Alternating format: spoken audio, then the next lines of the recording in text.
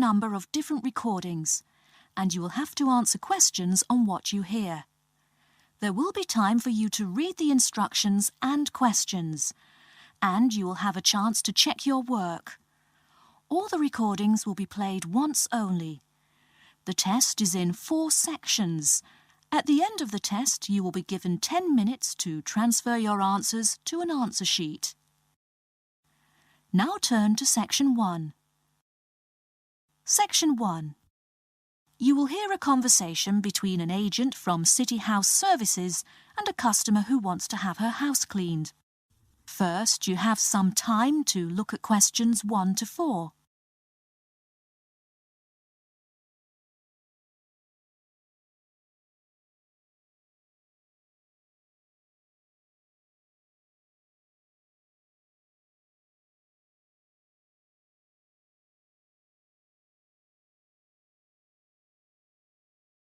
You will see that there is an example which has been done for you.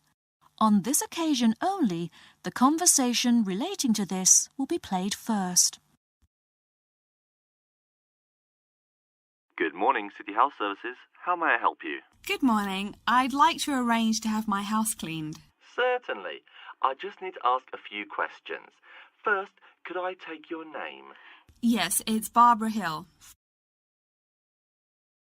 The woman says that she is Barbara Hill, so Barbara Hill has been written in the space. Now we shall begin. You should answer the questions as you listen, because you will not hear the recording a second time. Listen carefully and answer questions 1 to 4. Good morning, City House Services. How may I help you? Good morning. I'd like to arrange to have my house cleaned. Certainly. I just need to ask a few questions. First, could I take your name? Yes, it's Barbara Hill. Thank you. Next, is your house in London?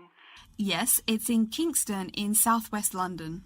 Okay, southwest London. And, what's the postcode? SW105. And what is the square footage and what rooms will be cleaning? The whole house is 268 square feet, and there is no need to clean all the rooms. I only want to have my bedrooms cleaned. Okay. How many bedrooms does the house have?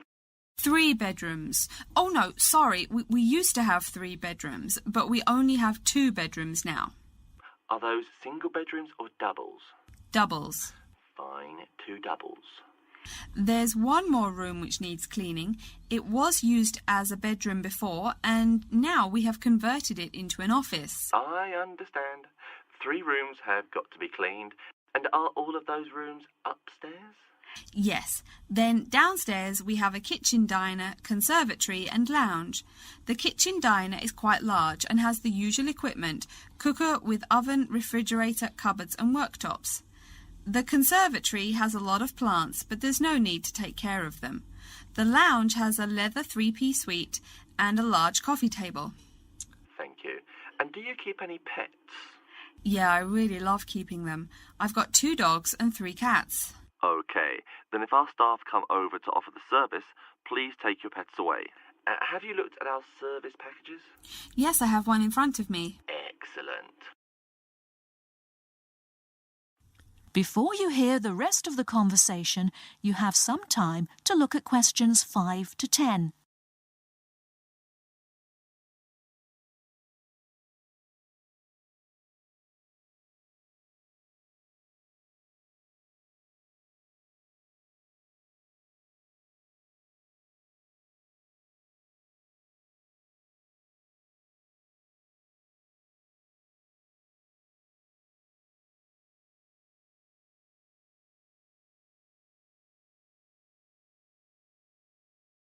Now listen and answer questions 5 to 10.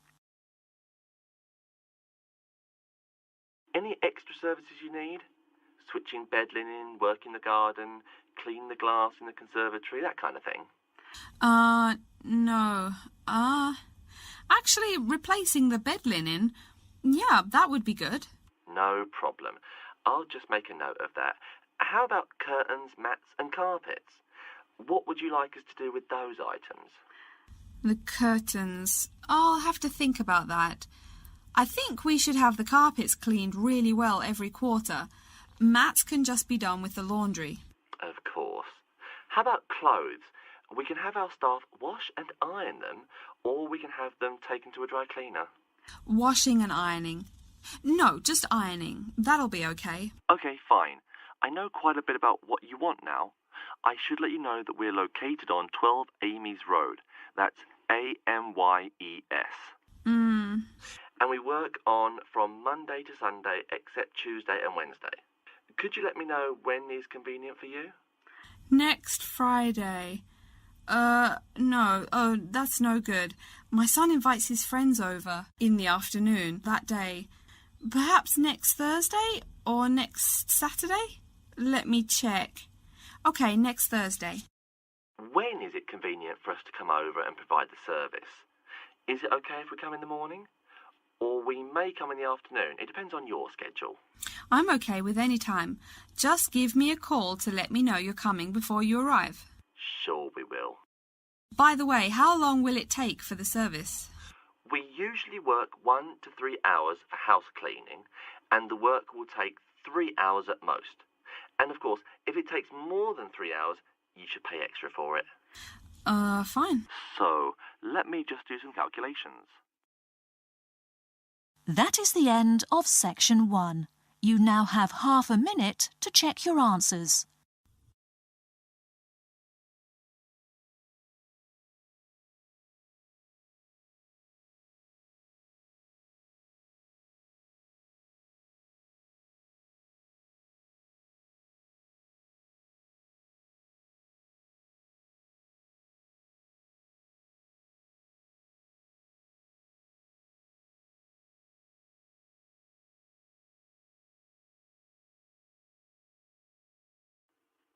Now turn to section 2. Section 2. You'll hear a talk by a security worker from Sydney Airport who is introducing the day-to-day operations of the Australian Quarantine Service. First, you have some time to look at questions 11 to 17.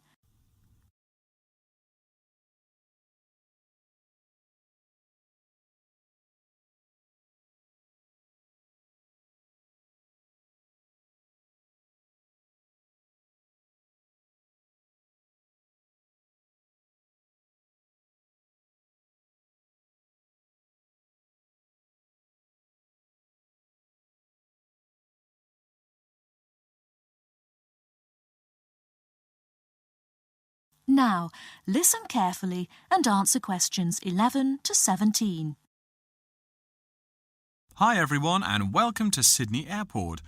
Today I'll be giving you the inside information on the day-to-day operations of the Australian Quarantine Service here. We hope to provide you with a better understanding of why such heavy security regulations are necessary by educating you on how we operate and why we do the things we do. We're not here to try to persuade you to fly through Sydney Airport, though we hope you'll find your experience relatively stress-free and comfortable. First things first, our personnel. Can anyone guess how many people work at Sydney Airport?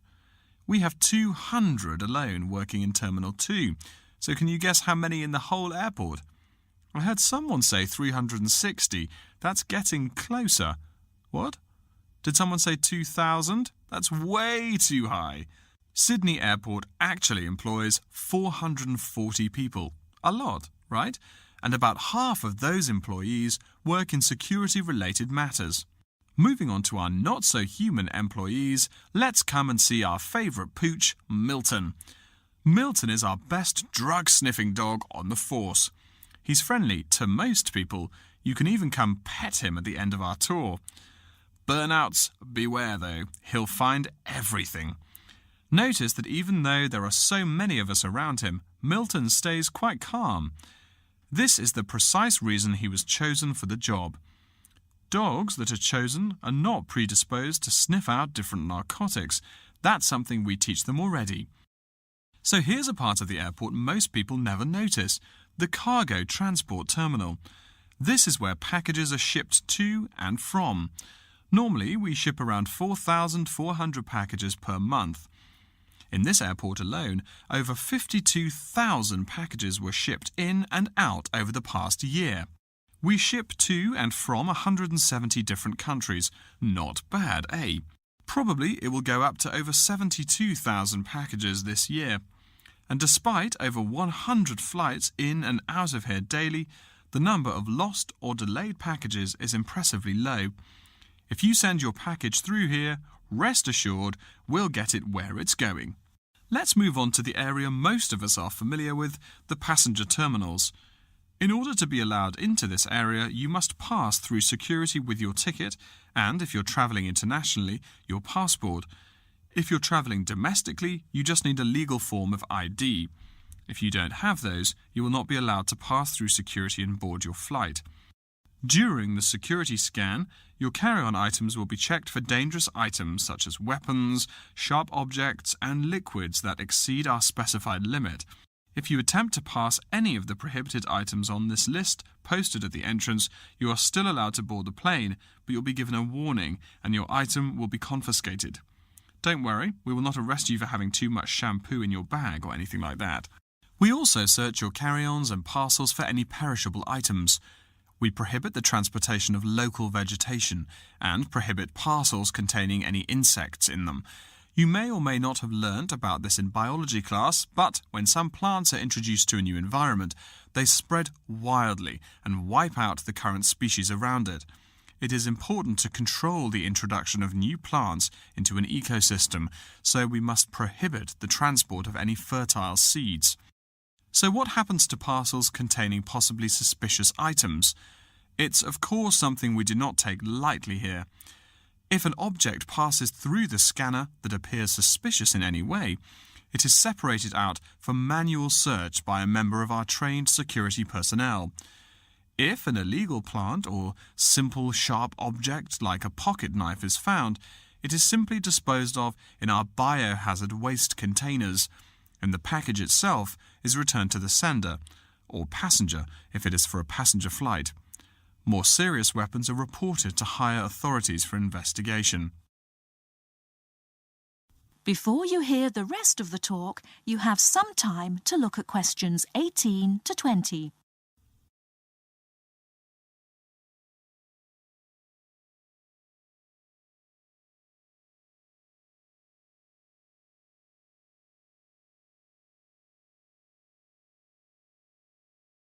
Now listen and answer questions 18 to 20. As far as parcel security, the material of the parcel is important. For shipped goods, the most common material used and the most widely accepted is paper. Make sure it is packed sturdy enough with no rips or tears. We've definitely had packages rip open before due to haphazard packing. A more common problem, though, is the package labels. When an item does not make it to the right place, this is the most common reason. The label may not be in the right place or marked clearly enough.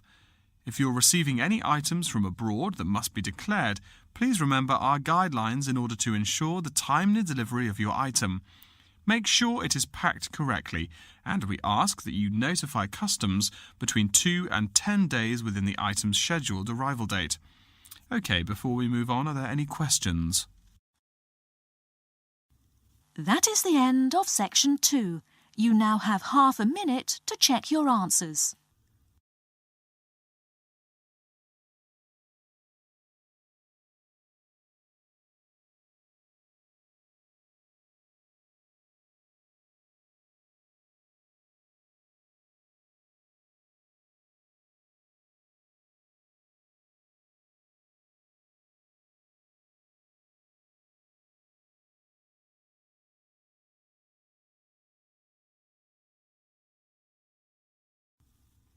Now turn to section 3.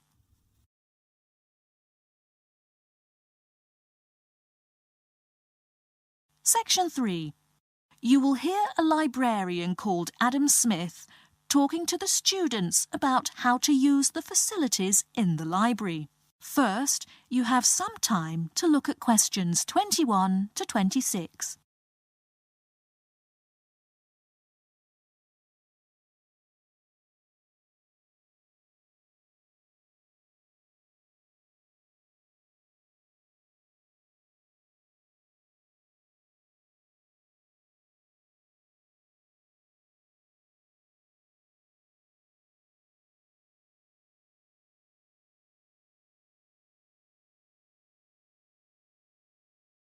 Now listen carefully and answer questions 21 to 26. Welcome. Please come in and gather over here around the tables. My name is Adam Smith, and I'm the librarian here. I'll show you around today and explain how to use these facilities. Hopefully, when I'm done with it, you'll know the ropes. And please feel free to let me know of any questions or concerns that you may have. Now we're at the gate of the library. Upon entering into the door, you'll find that the restrooms are on your left-hand side, and opposite them is a photocopy room. Many of you are wondering about the check-in and check-out process. What you have to do is go to the circulation desk, which is to the east of the photocopy room. The reading room is a really large area in the center of the library, just to the north of the circulation desk. I'm sure you won't miss it. If you're here to do research, this is where you should bring books to look through. However, if you're here to do any group projects or other interactive activities, I advise you to use one of the study rooms, which are just to the east of the reading room. Moving on to the southeast corner, we have the periodicals section, just next to the study rooms. We have a collection of different newspapers and magazines in this section. You can get last week's weather reports or all the top stories 5 years ago. Our periodicals can be traced back 20 years to the time when our school library was built. Our first question. Yes. Can we check out magazines from the library? I'm sorry, but you cannot take any periodicals out of the library. You're welcome to read them for as long as you want while you're here, but you cannot check them out. I wonder if there is any place where we can get some food in the library. Do we have a store here? Of course. The Food Service Center is just meters away from the study rooms. It's on the northeast corner as you look at the map. The Food Service Center offers different kinds of snacks, though it's not big. Well, moving on along to the west, you will find the Video Resource Center on your right hand. We have educational videos and documentaries, as well as major motion pictures. We ask that you pay attention to the tag on the video that you pick up, as many of our documentaries are for on-site viewing only and may not be taken out of the library. To the west of the Video Resource Center is our satellite TV station. Here we stream the news from Channel 19 for most of the day. How many channels does it have? It does have nearly 200 channels, but we generally will give top priority to channels with some big events, like presidential addresses or other breaking news. During the coverage of the presidential debate, students will take a break from studying and flock to watch it. Last, but perhaps most important, is the inquiry desk. It's just on the left-hand side when you walk into the library, so it's impossible to miss it.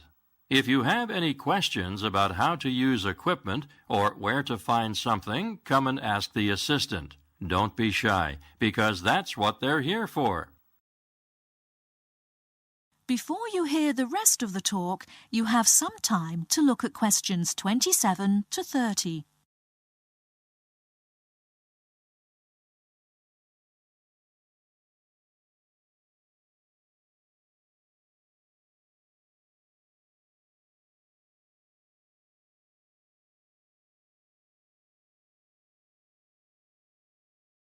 Now listen and answer questions 27 to 30. Speaking of questions, one of the questions we get asked is how to actually check out a book once a student has picked one out. If it's a fiction or non-fiction book, look for the pink and yellow checkout card inside the back cover of the book. You can also find information about the book on these cards, including its publishing date, genre, ISBN, and a log of dates it's been checked out before. Present this card to me or any library assistant, and we'll stamp it, and then the book can be kept for 3 weeks. You can find general information on a field of study by using one of our subject guides. We have them on paper here, but any of our computers will allow you to search within fields as well. What if the library doesn't have a resource we're looking for? Great question. I'm going to address that.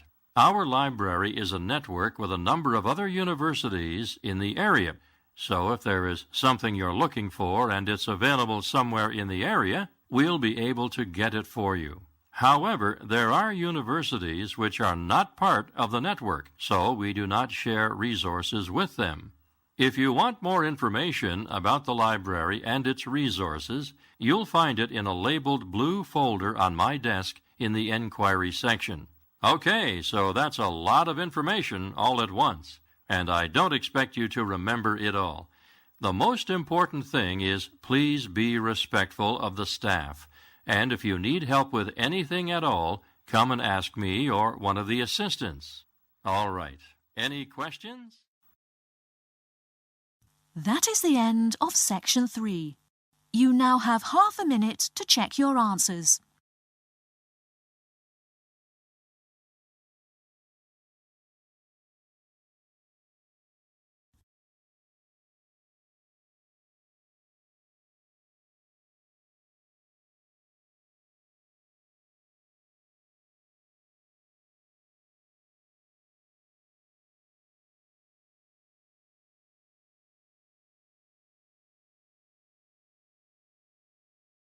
Now turn to Section 4. Section 4.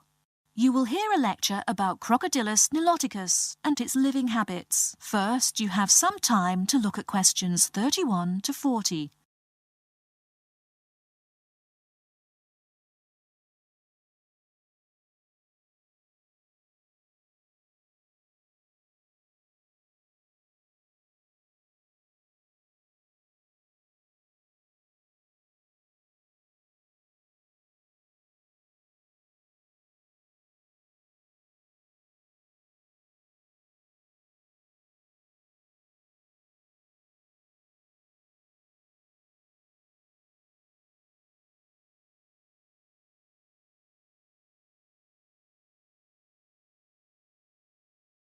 Now listen carefully and answer questions 31 to 40.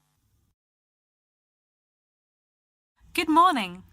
Today we will continue our study of Crocodylus niloticus by talking about its living habits. We've already discussed the evolutionary attributes that set it apart from its crocodile relatives. Does everyone remember that? Yes, it has an extremely narrow snout and 3 or 4 rows of protective scales on its back, as compared to 2 rows on other members of the Crocodylus genus.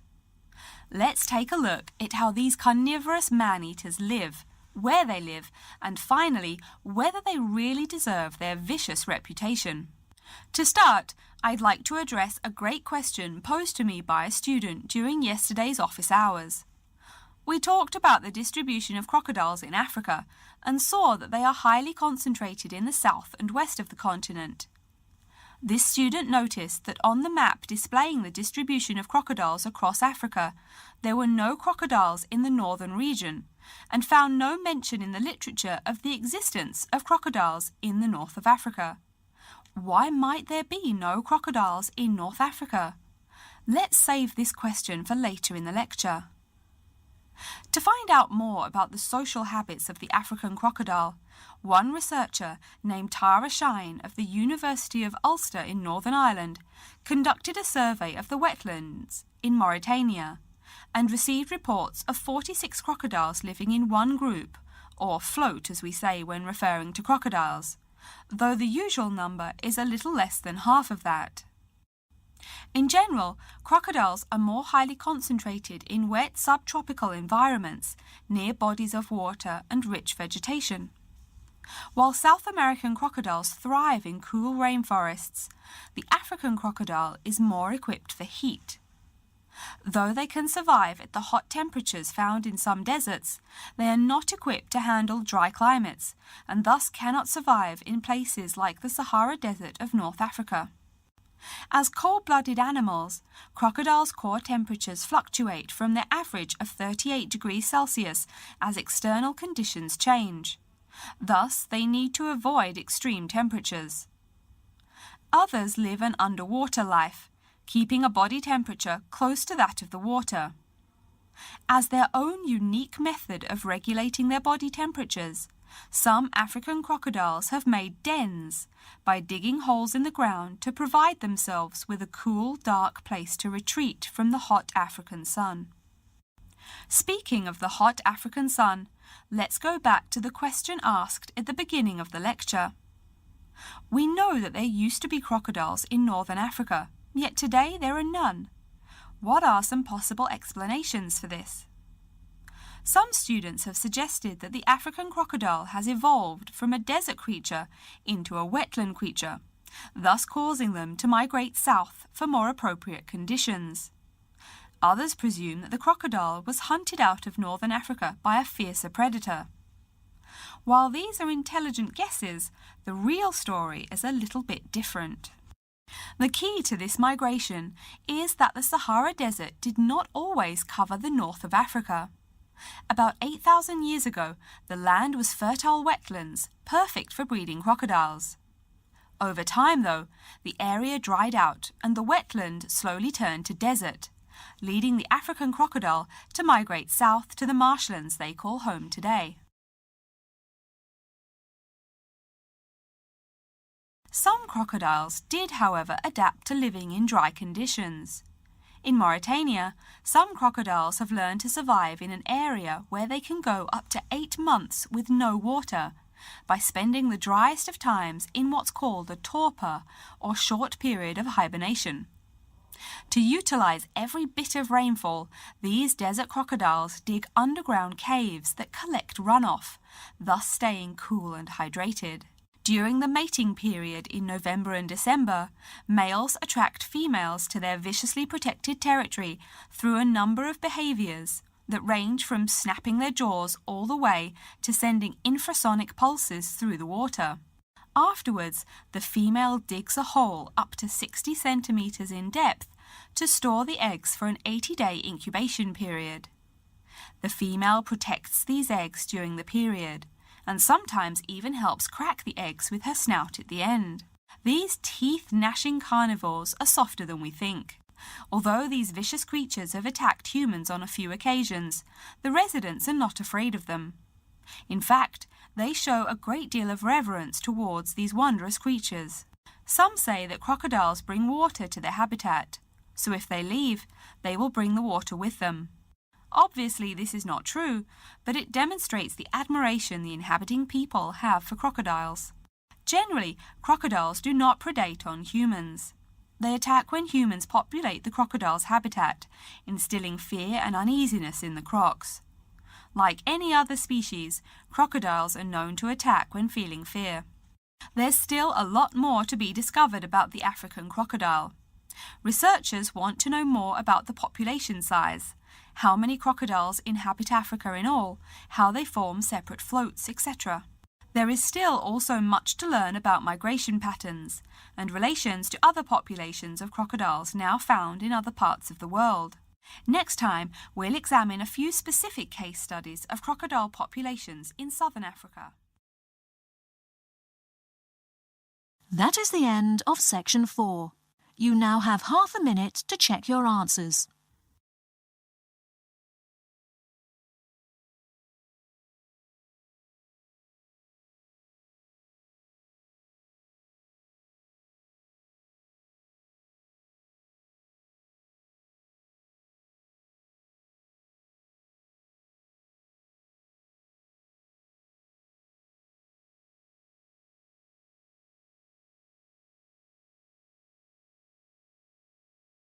That is the end of the listening test.